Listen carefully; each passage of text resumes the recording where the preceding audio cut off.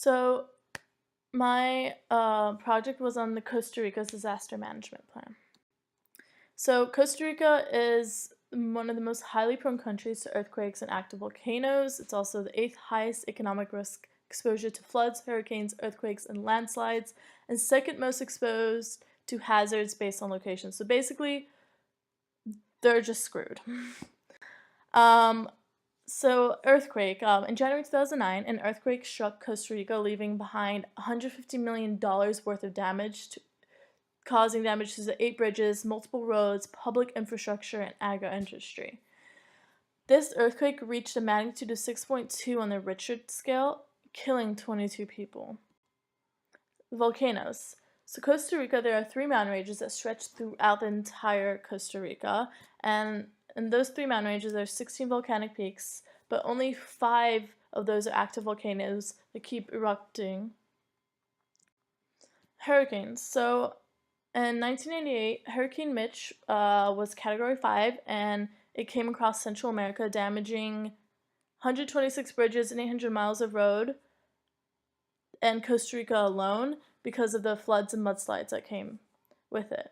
And Hurricane Mitch was one of the deadliest hurricanes that have hit Central America.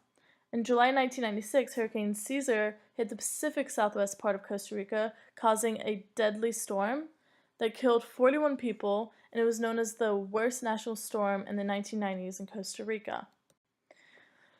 Disasters have shaped Costa Rica's management plan a lot, obviously. The volcanic eruptions and earthquakes that hit Costa Rica in the mid-1900s made the government establish a disaster plan and emergency plan because they realized that they're having too many losses.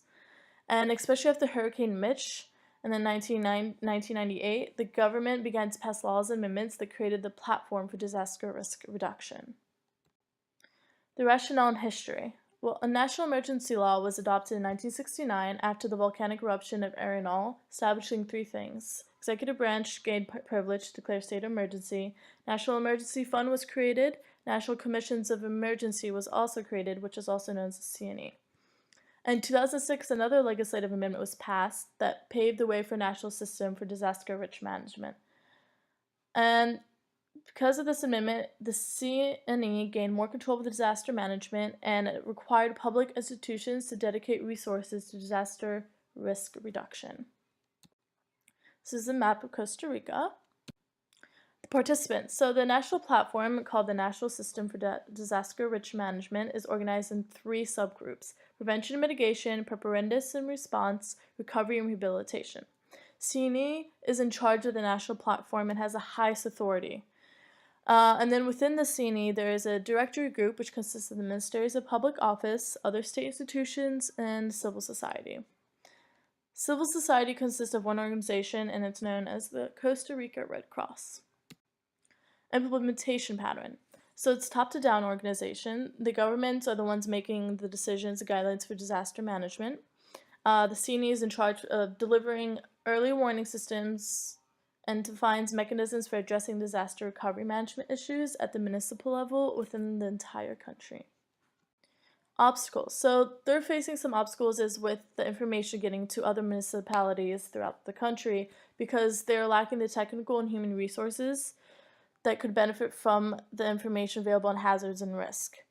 And another obstacle is the unification of agenda on the climate change. Not everyone's agreeing on it, so they're kind of hitting like a halt. But yeah, that's it. Thank you.